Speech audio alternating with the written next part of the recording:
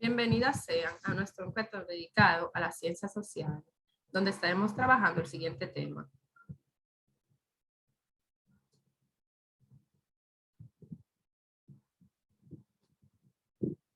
El tema, el cual es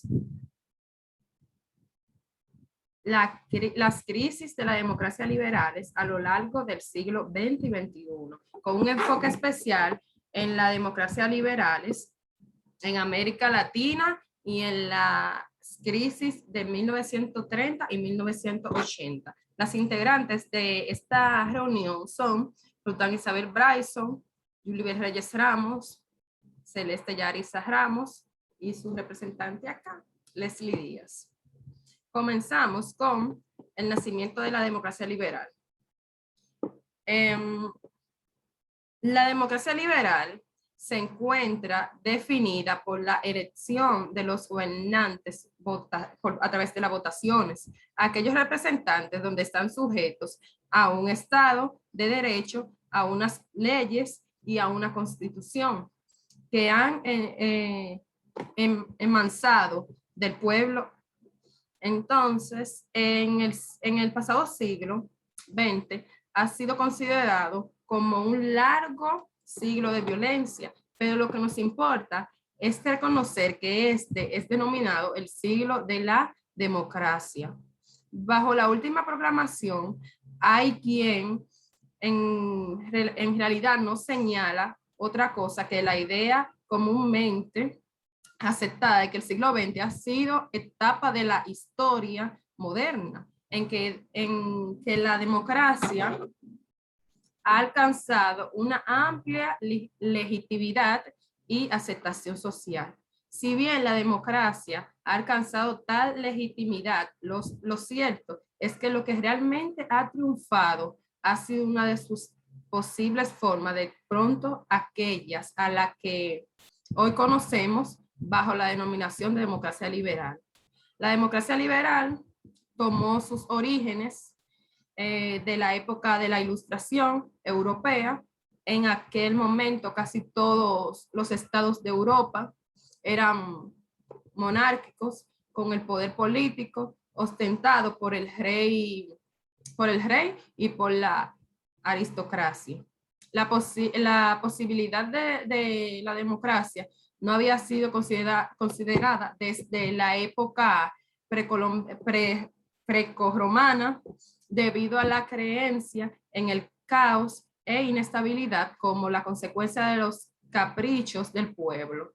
Estas ideas fueron desafiadas por un grupo de intelectuales quienes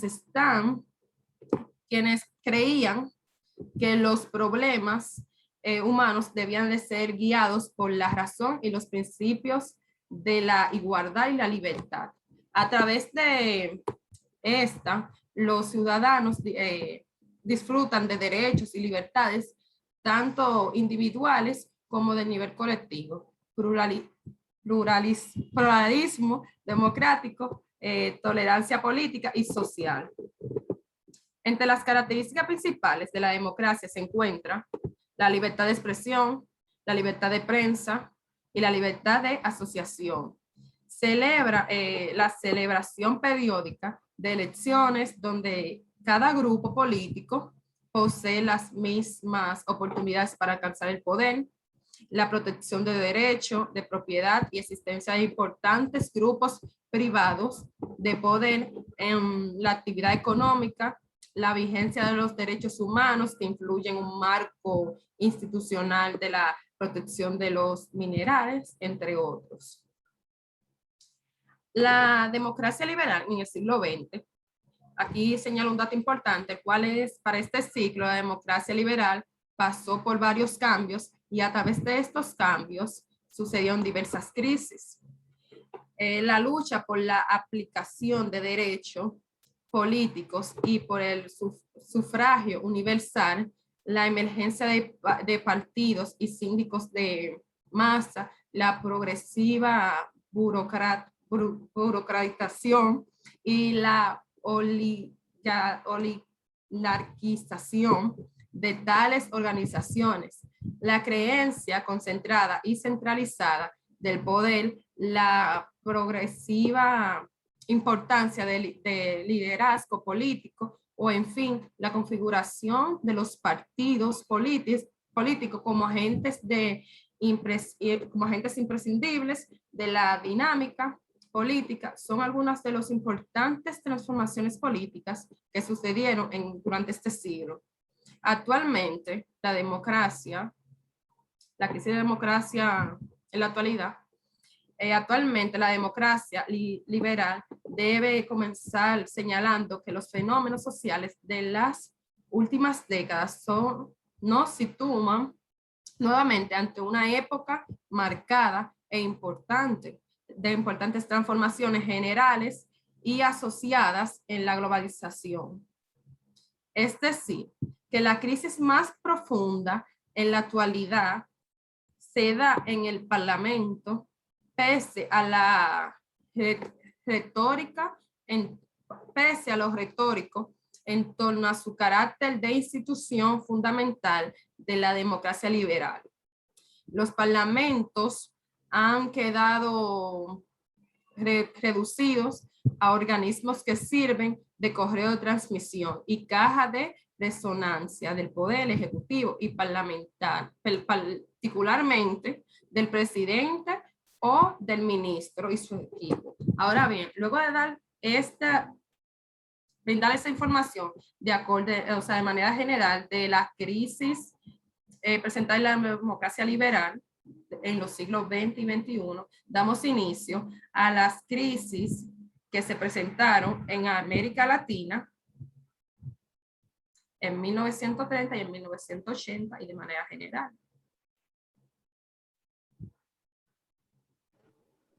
Bien, yo estaré dando continuación a este tema, que es democracias liberales en América Latina y la crisis de 1930 y 1980.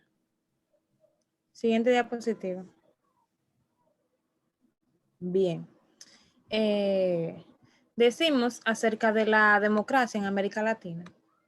A menudo visto como un continente donde desde los siglos XIX y XX la estructura formal de la democracia era solo una fachada escondida dentro de un fino velo para cubrir a los militares que imponían su voluntad a los conservadores y atrasos tiramos. Esta visión del origen y el desarrollo de la democracia es cegada y engañosa. Durante 2 siglos, la lucha a ambos lados del Atlántico para consolidar regímenes en el Estado de Derecho ha sido un poco continuo y desigual.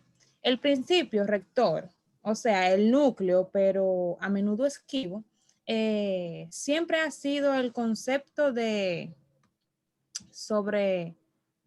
soberanía popular, es decir, el concepto de gobierno legal generado por un ciudadano libre y responsable de sus políticas y acciones. En América Latina, como Europa y América del Norte, la relación de estas ideas liberales siempre ha sido una aspiración permanente, aunque a menudo enfrentan desafíos como el caos político, las guerras civiles, las violaciones de los derechos humanos, la humanidad, la dictadura y en el siglo XX el plan alternativo de las organizaciones políticas comunitarias que incluyen el fascismo y el marxismo. Bien.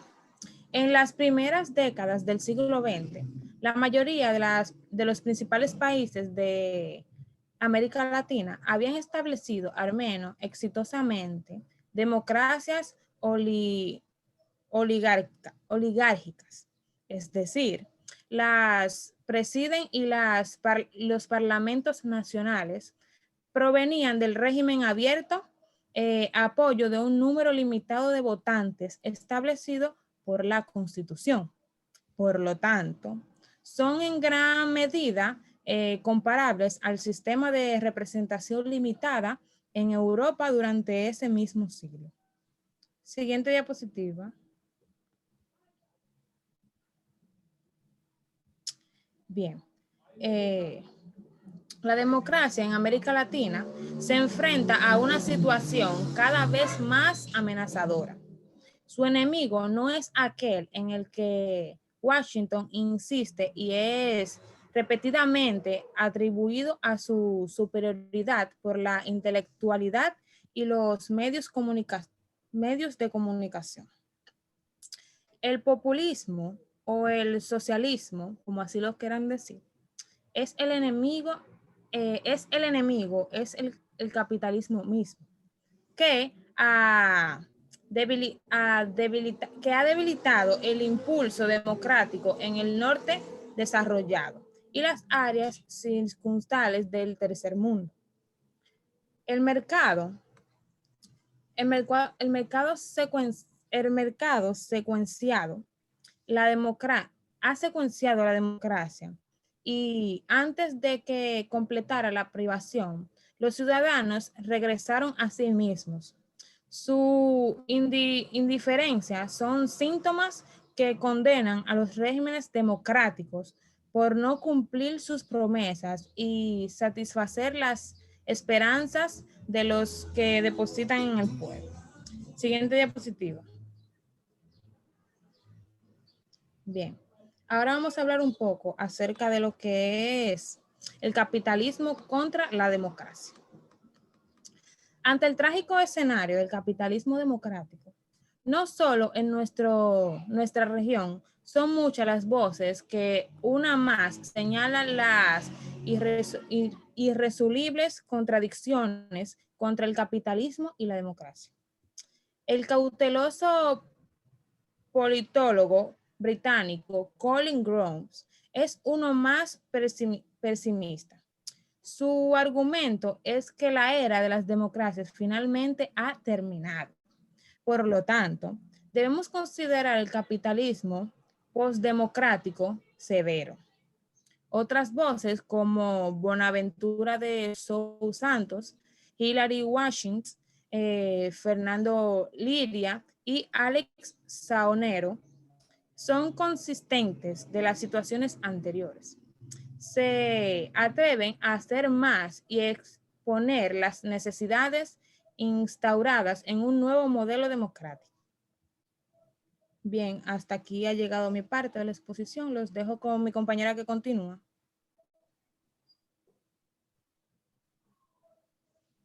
Puede pasar la diapositiva, Leslie. Ok. La crisis de 1930. Comenzamos con la crisis de 1929 y sus consecuencias en Latinoamérica. Es aquí donde inicia todo. ¿Qué es la crisis de 1929 o cómo se conoce? Bueno, todo inicia en octubre de 1929 en Estados Unidos con la caída estrepitosa del valor de las acciones de los principales bancos, o mejor dicho, las bolsas de valores de Nueva York. Esto es mejor conocido como lo que es el crash del 29. Se dice que se originó por los especulativos manejos financieros, según algunos investigadores. Algunas de las plantaciones son las relaciones de causa-efecto. Entre esto se desplomó lo que es el financiamiento de la exportación de capitales a Latinoamérica. Cabe mencionar que para 1929 se marca el desarrollo capitalista, porque presentó una fase superior, lo que conocemos como el imperialismo. Por otro lado, en ese tiempo, Estados Unidos ascendía a lo que era el protagonismo mundial, mientras que Inglaterra perdía lo que era su monopolio financiero internacional. Durante 1930, cientos de empresas fueron liquidadas, se fueron sin liquidez y cerraron. Las que sobrevivieron fueron congeladas. Cabe destacar que en las transformaciones económicas, los países más afectados fueron México, Chile y Bolivia, los cuales hacían lo que era volúmenes de exportaciones como consecuencia, la consecuencia de esto fueron la paga de la deuda externa, mientras que en Argentina, Haití y nuestra República Dominicana pasó lo contrario. Otro de los temas que debemos destacar fue la bolsa que la bolsa continuó su declive, los precios agrícolas se hundieron, la imposibilidad de los clientes de pagar sus préstamos puso a muchos bancos contra las cuerdas, ya que ellos no tenían para pagarlo y los bancos no podían exigirle porque sabía lo que se estaba pasando. Se produjo un acusado descenso de las exportaciones cuando los efectos del crán norteamericano se dejaron sentir en toda Europa a finales de 1929. Los impactos en Latinoamérica fueron bastante diversos. Se encasieron sus importaciones y el precio internacional de las materias primas bajó. Al mismo tiempo, la religión tenía que amortizar deudas por 660 millones de dólares, es decir, el triple de lo que había entrado a la capital. Esto llevó que para 1935 el 85% de los bonos de dólares en Latinoamérica estuvieran en monetaria.